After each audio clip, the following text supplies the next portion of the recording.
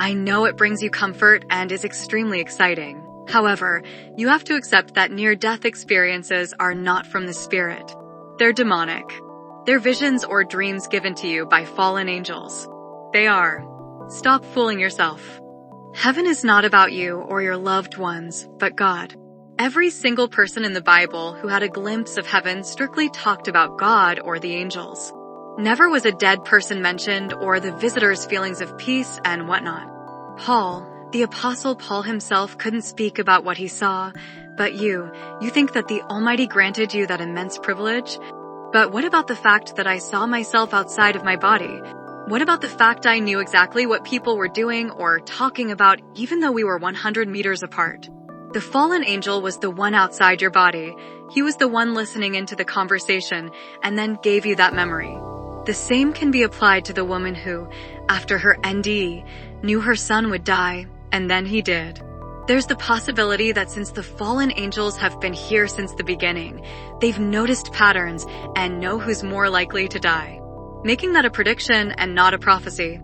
Or the man who was adopted and after being in a coma and being in heaven with a woman, when he woke up, his birth family showed him a picture of his dead sister, and surprise, it was her, the same woman. No, it wasn't. It was a demonic copy and nothing else. You might wonder, why would these demons lead us to Christ?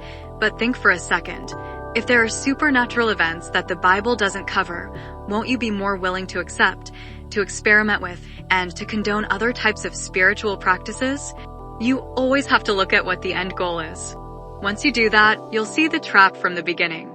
Which brings me to this podcast named The Telepathy Tapes, where autistic children have telepathic abilities.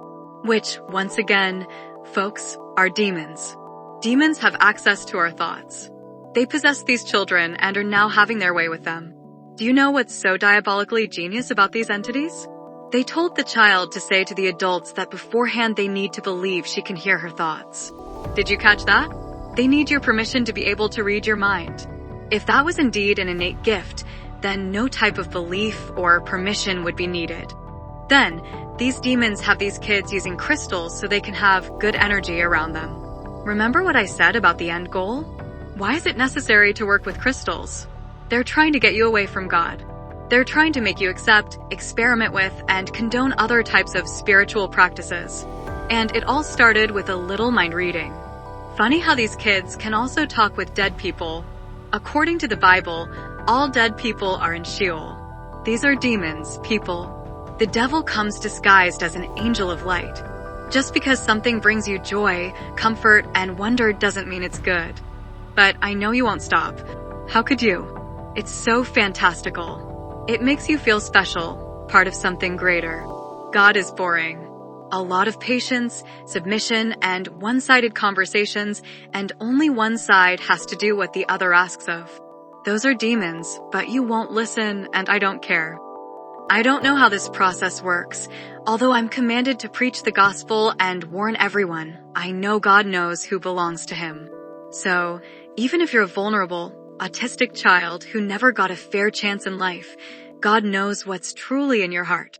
So, if you don't get saved after learning the truth, it was your choice, not my or God's failure. If you were an unbeliever who got influenced by a demon and after your near-death experience you've come to Christ, so you think you're cool, think again.